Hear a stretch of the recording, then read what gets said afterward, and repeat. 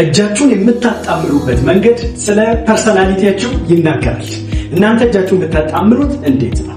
ግራ እጃችሁን በቀኛችሁ ላይ በማሳለፍ ልክ እንደዚህ ቀኝ እጃችሁ እንዲወጣ በማድረግ ነው ወይስ ግራ እጃችሁ በዚህ ጋር እንዲወጣ በማድረግ ነው ወይስ ልክ እንደዚህ ሁለቱም እንዲወጡ በማድረግ ነው ከላይ እንዳለው ምስል?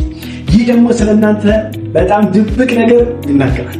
ፕሊዝ ሁላችሁ ይህ ቪዲዮ በጣም ምርጥ ስለሆነ አምስት ጊዜ ኮፒ ሊንክ አድርጉልኝ፣ ላይክ አድርጉት፣ ኮሜንት ላይ ሐሳባችሁን ጻፉልኝ።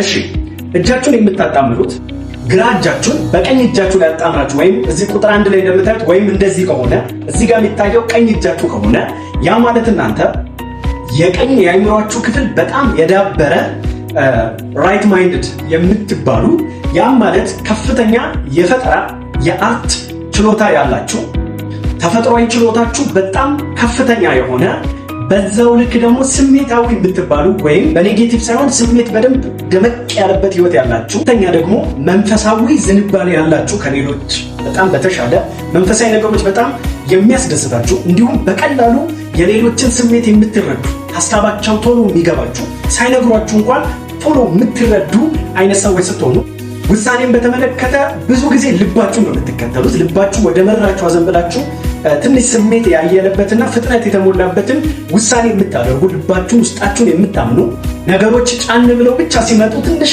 ረጋ ብላችሁ የምታስቡ በግንኙነት ውስጥ ደግሞ በጣም አዛኝ አፍቃሪ የምትባሉ በጣም የምታዝኑ በጣም ደግሞ ሰው ካፈቀራችሁ ከልባችሁ የምትወዱና የምታፈቅሩ አይነት ሰዎች ናቸው።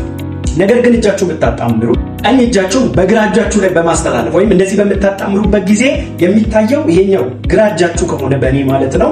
ያ ማለት እናንተ በጣም የምትጠቀሙት የግራ አይምሯችሁን ሲሆን ያ ማለት በጣም ምክንያታዊ ሎጂካል የሆናችሁ ሰዎች ናቸው። በምክንያት የምታደርጉ አንድን ነገር ምክንያታዊ ከሆናችሁ ብቻ የምታደርጉ በጣም ነቃ ብላችሁ የምታስቡ በጣም የተደራጀ ህይወት ያላችሁ በእቅድ የሚመራ እንዲሁም በጣም ትጉ የሆናችሁ ሰዎች ናቸው።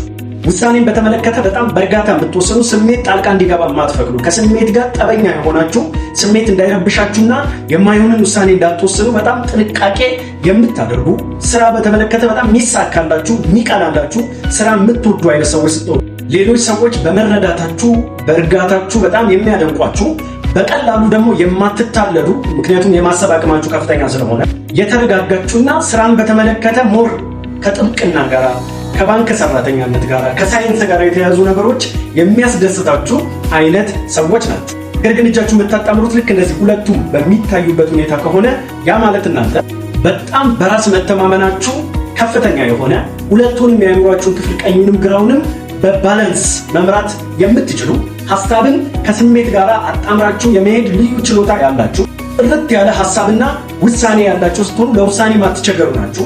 ሰዎች ችግራቸውን ለመፍታት በጣም የሚፈልጓችሁ ከፍተኛ የመሪነት ችሎታ ያላችሁ ሰዎች ናችሁ ማለት ነው። ይህ ፐርሰናሊቲ ቴስት ማንነታችሁን ከገለጠላችሁ በኮመንት ሴክሽን ላይ ያሳውቁኝ። እንዲሁም ባዮ ላይ ያለው ሊንክ ላይ በጣም ጥሩ ቪዲዮ አስቀምጫለሁ። ያን ሊንክ በመጫን ሄዳችሁ እነዛን ቪዲዮ ተመልከቱ። አመሰግናለሁ።